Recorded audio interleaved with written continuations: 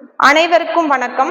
நம்ம இப்ப அடுத்ததா பார்க்க போறது நாட்டுப்புற விளையாட்டுக்கள்ல ஜல்லிக்கட்டு. இந்த வார்த்தையே பாத்தீங்கன்னு சொன்னா கட்டு அப்படின்னா என்னது? அடக்குவது. ஜல்லிக்கட்டு அப்படின்னா அதாவது வீரம் மிகுந்த காளைகளை அடக்குவது. பொங்கல் சமயத்துல சில கிராமங்கள்ல, அதாவது முக்கியமா பாத்தீங்கன்னா மதுரை சைடெல்லாம் பாத்தீங்கன்னு சொன்னா இந்த விளையாட்டு இல்லாமல் அவங்களுக்கு பொங்கலே இல்லைன்னு கூட சொல்லலாம். கொஞ்ச நாளைக்கு முன்னாடி பாத்தீங்கன்னா இது இருக்கக்கூடாது, இந்த ஜல்லிக்கட்டு அப்படிங்கிற ஒரு நிகழ்ச்சி இருக்கக்கூடாதுன்னு சொல்லி அரசாங்கமே தடை போட்டது. அது ரொம்ப போராட்டத்துக்கு அப்புறம் பாத்தீங்கன்னு சொன்னா கண்டிப்பா இது தமிழர்களுக்கே உரிய வீர விளையாட்டுகளில் முக்கியமான ஒரு விளையாட்டு. போராடி ஜெயிச்சு இன்னைக்கு அந்த விளையாட்டை மறுபடியும் மக்கள் மத்தியில கொண்டு வந்துட்டோம். இந்த ஜல்லிக்கட்டு அப்படிங்கிறது பாத்தீங்கன்னு சொன்னா அந்த சைட்ல பாத்தீங்கன்னா எல்லாத்தோட வீட்டையும் ஒரு காளை மாடு வச்சிருப்பாங்க. அவங்க வீட்டுல ஒருத்தராக அது அவ்வளோ பாதுகாப்பா நல்ல உணவு கொடுத்து பக்குவமா பார்த்து ஒரு குழந்தை மாதிரி அந்த வீட்டுல வளர்த்தி வருவாங்க. இந்த ஜல்லிக்கட்டு அப்படிங்கிறது வருஷத்துல பொங்கல் டைம் மட்டுமே அவங்களுக்கு நடக்கிற ஒரு விஷயம். இந்த ஜல்லிக்கட்டை அடக்குகின்றவர்கள் அப்படின்னு பார்த்தா நம்ம எல்லா நிகழ்ச்சி, எல்லா தொலைக்காட்சி நிகழ்ச்சியிலையும் பாத்தீங்கன்னா இந்த ப்ரோக்ராம் பொங்கல் சமயத்துல 3 நாளுமே நடக்கக்கூடிய ஒரு உன்னதமான ஒரு விளையாட்டு. தமிழர்களுடைய பாரம்பரியமிக்க வீர விளையாட்டுகளில் முக்கியமான ஒரு விளையாட்டுன்னு சொன்னா ஜல்லிக்கட்டு. இது ஒரு ஆண்மகனினுடைய வீரத்தை தைரியமாக வெளிக்காட்டக்கூடிய ஒரு விஷயம். இது நான் சொல்லிதான் உங்களுக்கு தெரியணுங்கிறது கிடையாது. இதுக்கு எத்தனையோ பரிசுகள் எல்லாம் வச்சிருப்பாங்க. தங்கமா வச்சிருப்பாங்க, 2 சக்கர வாகனம், 4 சக்கர வாகனம்னு சொல்லி அவங்களுடைய பரிசு தொகை பார்த்தீங்கன்னு சொன்னா உயர்ந்துட்டே இருக்கும். ஏன்னா இது உயிரை பணயம் வைத்து ஆடக்கூடிய விளையாட்டுகளில் முக்கியமான விளையாட்டு இந்த ஜல்லிக்கட்டு விளையாட்டு. இதுல எல்லா வீரர்களும் பாத்தீங்கன்னா இது பெண்களுக்கும் கிடையாது, இது ஆண்களுக்கு மட்டுமே உரிய, காளையர்களுக்கு மட்டுமே உரிய உன்னதமான விளையாட்டு. கண்கொள்ளா காட்சி. நமக்கு முன்னாடி பாக்குற அந்த நிகழ்ச்சியை எங்கிருந்தோ நம்ம பாக்குற அந்த விஷயங்கள் எல்லாம் பாத்தீங்கன்னு சொன்னா எப்படி இவங்க அதாவது என்ன ஆகும், என்ன ஆபத்து வருங்கிறதெல்லாம் நமக்கு தெரியாது. தெரிஞ்சு கூட நம்ம என்னது சிலர்லாம் போய் அதுல இறங்கி விளையாடுவாங்க. இதுல எவ்வளவோ ஆபத்துக்களை எல்லாம் தாண்டி ஒரு வீரமிக்கவனா தன்னை காட்டக்கூடிய பாரம்பரியமிக்க தமிழர்களினுடைய வீரத்தை பறைசாற்றுகின்ற ஒரு விளையாட்டு இந்த ஜல்லிக்கட்டு. காளைகளை அடக்குவது. ஒரு வீரன் பார்த்தீங்கன்னா 5, 6, 7ன்னு சொல்லி அதிகபட்சமான காளைகளை அடக்கக்கூடியவனாக இருக்கான். அப்ப அவனுடைய வீரன் தான் இங்க முக்கியமாக பேசப்படுகின்ற ஒன்று.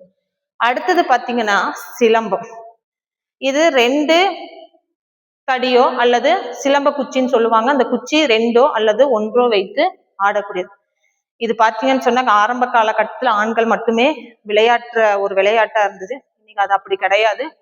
எல்லா இடத்துலையுமே பார்த்தீங்கன்னு சொன்னா இந்த விளையாட்டு இப்போ வளர்ந்து வருகின்ற ஒரு விளையாட்டா போச்சு.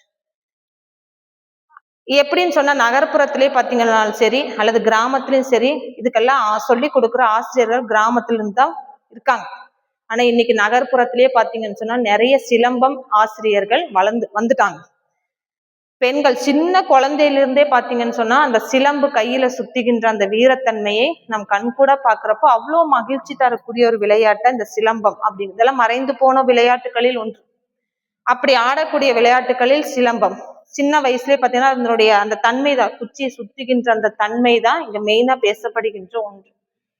இப்பெல்லாம் பாத்தீங்கன்னா நகர்ப்புறத்துல இதுக்கான ஆசிரியர்கள் எல்லாம் இருக்காங்க. சிலர்லாம் அப்பார்ட்மெண்ட்ல தங்குறாங்கன்னா அந்த அப்பார்ட்மெண்ட்ல கூட இந்த சிலம்ப சுத்துற ஆசிரியர்கள் எல்லாம் இருக்காங்க. அங்கேயே சிலர் எல்லாம் சொல்லி கொடுக்குறாங்க. ஏன்னா எல்லா விஷயமே நம்ம கிட்ட இருக்கு. ஆனா அதை கத்துக்கொள்ளக்கூடிய வாய்ப்பு நமக்கு இப்ப பாத்தீங்கன்னு சொன்னா எல்லா இடத்துலயுமே கொஞ்சம் கொஞ்சமா வளர்ந்துட்டு வர ஒரு விஷயத்துல இந்த சிலம்பமும் முக்கியமான ஒன்று. அடுத்தது பாத்தீங்கன்னா உரி மரம் ஏறுதல். இது என்னன்னு பாத்தீங்கன்னா இதுவும் பாத்தீங்கன்னா நம்ம முன்னாடி பார்த்த உரிப்பானை அடித்தல் பார்த்தோம் இல்லையா, அதே மாதிரிதான் இதுவும் கொஞ்சம் வித்தியாசமானது. இந்த உரி மரம்னு ஒண்ணு ரொம்ப நீளமா பெரிய மரம் நடுவுல நட்டிருப்பாங்க. அந்த மரம் சுத்தி பாத்தீங்கன்னா நல்லா நொகு நொகுன்னு வலுவலுன்னு இருக்கும். அதுக்கு எச்சா பாத்தீங்கன்னு சொன்னா எண்ணெய் பூசியிருப்பாங்க. அந்த மரத்துல எல்லாம் பனை மரமோ தென்னை மரமோ ஏற மாதிரி எல்லாம் ஏற முடியாது. அது யாராலும் ஏற முடியாது. அதுவே வலுவலுன்னு இருக்கும். அது கூட சேர்ந்த எண்ணெயும் பூசப்பட்டிருக்கும்.